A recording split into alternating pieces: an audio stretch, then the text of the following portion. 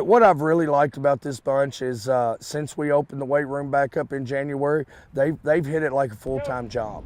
I've seen them come out here. We've had 3 days of spring ball that have just been great. Kids have showed up ready to work, ready to learn, you know, and smiling when they walk up here because they're eager to move to that next spot. You know, the society's changed and our expectation for them have changed, but if we still leave them the same guidelines, they're going to follow them, and because they're still wanting to please. Whether it's a football player, whether it's your kids at home, whether it's a kid in school, you know, for the most part, kids still want to please. So all those things that we act like children have lost today, they've not lost, we've just maybe lost the way of giving it and doing it. Sometimes we just got to go different routes to get them to understand that we're there to help them and that overall that we want to please them too.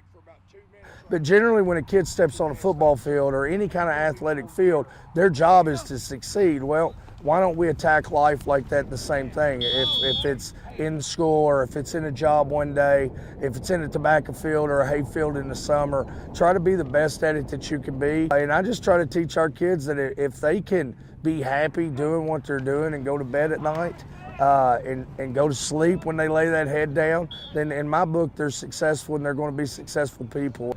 You know, the one thing that I always try to teach our football team is to be a lot like our town.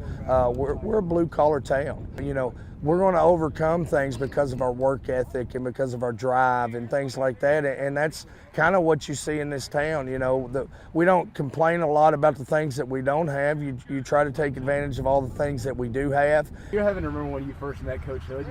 Yeah, 8th grade year when he came over and talked to us about lifting. And what were some of your initial impressions on him? This man's crazy. He's a hard coach, but he's fair. You'll work for your spot, you'll earn your spot. He'll put the best player at the right positions. In your life.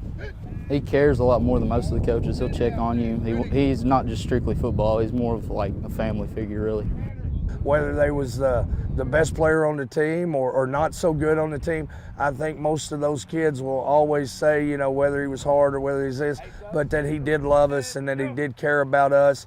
And that's what, you know, that's what I want these kids to know. They become part of my family.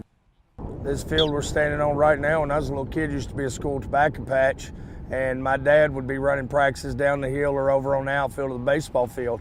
After being out of school for a couple years, and I had an emptiness to me, and getting back around football was what I was going to need, and I've not regretted one day of practice. I've not regretted, you know, any part. I don't work a lot. I have a lot of fun with my job. There's some days it's harder than others, but at the end of every night, I've never once regretted the profession I'm in, and the town I'm in, and the job I'm doing.